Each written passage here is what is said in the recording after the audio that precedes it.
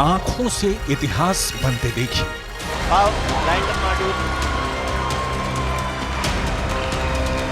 की गड़गड़ाहट से सुन सकते हैं कि आप अपनी स्क्रीन पे देख सकते हैं कि हम चांद के जिस हिस्से पर कोई नहीं पहुंच पाया, वहां अब भारत पहुंच गया है।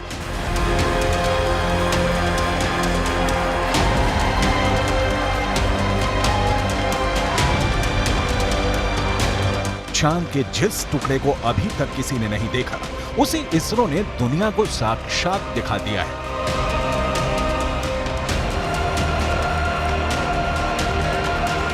यह मुमकिन हो सका है चंद्रयान 3 के चांद के दक्षिणी ध्रुव पर सॉफ्ट लैंडिंग से।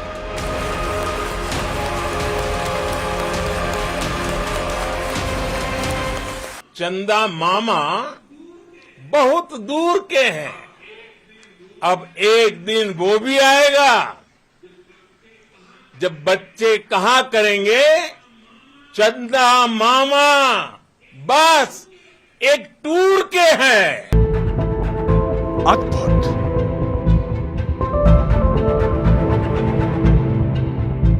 अविश्वसनीय,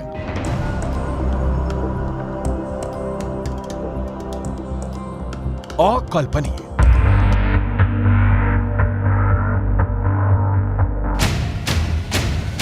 चांद के दक्षिणी ध्रुव पर सॉफ्ट लैंडिंग करने वाला भारत दुनिया का पहला देश बन गया है। चंद्रमा के दक्षिणी ध्रुव पर भारत की अमिट छाप छोड़कर भारत का चंद्रयान 3 ने वर्ल्ड रिकॉर्ड बना दिया है। चांद के दक्षिणी ध्रुव पर उतरकर उसके दीदार करने का सपना ऐसे तो दुनिया के सभी बड़े बड़े देश देख रहे थे, लेकिन जीत का सेहरा भारत के सिर सजा है। भारत चंद्रमा के उस दक्षिणी ध्रुव पर पहुंचा है जहां आज तक दुनिया का कोई भी देश नहीं पहुंच सका। अब आज के बाद से चांद से जुड़े मिथक बदल जाएंगे, कथानक भी बदल जाएंगे और नई पीढ़ी के लिए कहावतें भी बदल जाएगी। इसरो के मिशन कंट्रोल रूम में तालियों की गड़गड़ाहट के बीच चंद्रयान 3 का लैंडर विक्रम चांद के दक्षिणी ध्रुव पर उतर गया है।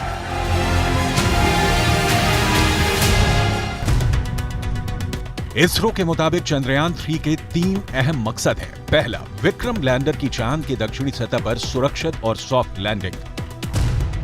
दूसरा, प्रज्ञान रोवर को चांद की सतह पर चलाकर दिखाना। तीसरा, वैज्ञानिक परीक्षण करना।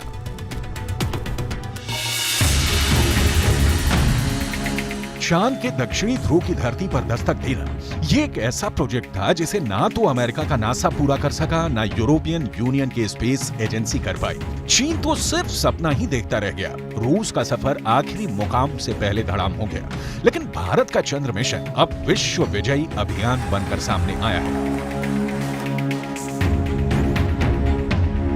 धरती से 3,84,000 किलोमीटर की दूरी तय करके चंद्रयान 3 का लैंडर विक्रम चांद के उस दक्षिणी ध्रुव पर पहुंच गया है जो रहस्यों से भरा है, जिसके सच से अभी पूरी दुनिया अनजान है। भारत के उदयमान भाग्य के आह्वान का है। अमृत काल की प्रथम प्रभा में सफलता की ये अमृत वर्षा हुई है।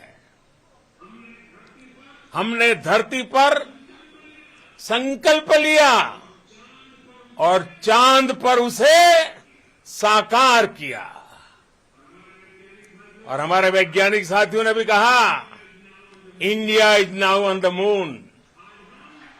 आज हम अंतरिक्ष में नए भारत की नई उड़ान के साक्षी बने हैं। नासा का दावा है कि चांद के दक्षिणी ध्रुव पर बर्फ है। कई तरह के प्राकृतिक संसाधन भी हो सकते हैं, लेकिन दुनिया अब तक हकीकत से वाकिफ नहीं है। लेकिन अब विक्रम लैंडर के साथ गया प्रज्ञान रोवर इसे मुमकिन कर देगा। प्रज्ञान रोवर और विक्रम लैंडर 14 दिनों तक चांद के दक्षिणी ध्रुव के हर रहस्य से पर्दा उठाएंगे।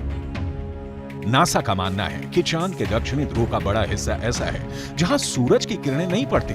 चांद के इस हिस्से में बड़े बड़े गड्ढे हैं जिसे अंतरिक्ष विज्ञान की भाषा में क्रेटर कहा जाता है। ज्यादातर गड्ढे ऐसे हैं जहां अरबों साल से अंधेरा है। नासा के मुताबिक गुप्त अंधेरे के बीच यहाँ बर्फ ही बर्फ जमा हो सकती है। चांद के दक्षिणी ध्रुव पर जमी बर्फ का विश्लेषण अब चंद्रयान 3 के विक्रम लैंडर के साथ गया प्रज्ञान रोवर करने वाला है।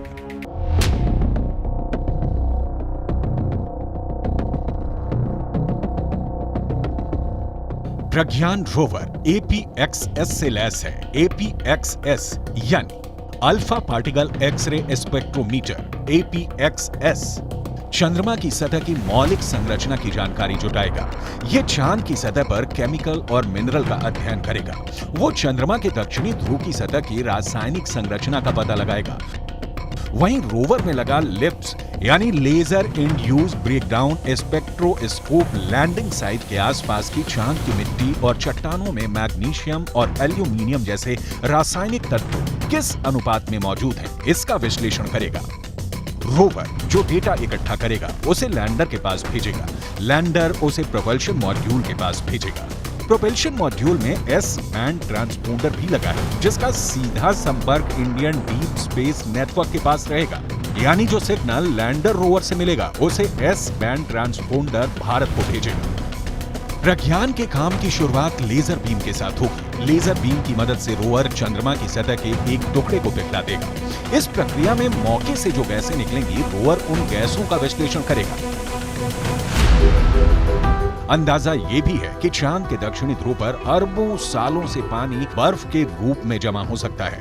अगर चंद्रयान 3 के रोवर ने इसकी पुष्टि कर दी तो चंद्रमा पर जीवन की संभावनाओं से जुड़े सटीक संकेत मिल सकते हैं। अगर संकेत सकारात्मक रहे तो चांद पर इंसानों की बस्ती बसाने का सपना भी साकार हो सकता है।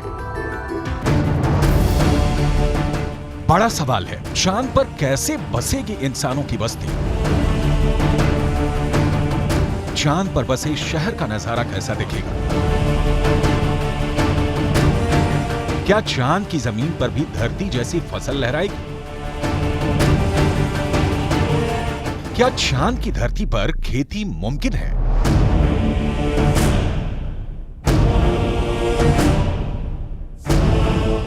विज्ञान कहता है कि चांद पर अभी इंसानों के रहने लायक वातावरण नहीं है, लेकिन नासा का कहना है कि आने वाले वक्त में चंद्रमा की धरती को रहने लायक बनाया जा सकता है।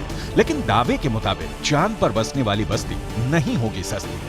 अंतरिक्ष में चंद्रमा धरती का सबसे करीबी पड़ोसी पिंड है। पिछले 6 दशकों में इंसानों ने 100 से भी अधिक मून मिशन को अंजाम दिया है। सभी मिशन को कामयाबी नहीं मिली, लेकिन इन मिशन ने चांद को सबसे ज्यादा खोजा जाने वाला स्थान बना दिया और अब चंद्रमा पर जीवन की संभावनाओं की तलाश हो रही है।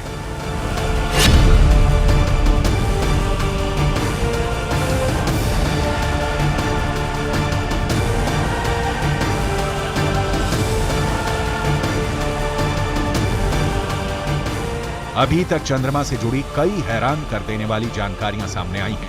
दावा किया जाता है कि चंद्रमा की मिट्टी में कई तरह के खनिज हैं। चांद की सतह पर पानी होने के भी सबूत मिल चुके हैं। वैज्ञानिकों का मानना है कि चांद पर जीवन के सबूत भी मिल सकते हैं। संभावना जताई जा रही है कि भविष्य में चंद्रमा पर मानव बस्ती बसाने का सपना पूरा हो सकता है, लेकिन ये काम इतना भी आसान नहीं है। चंद्रमा पर इंसान के कदम भले ही साल 1969 में पड़ गए हों,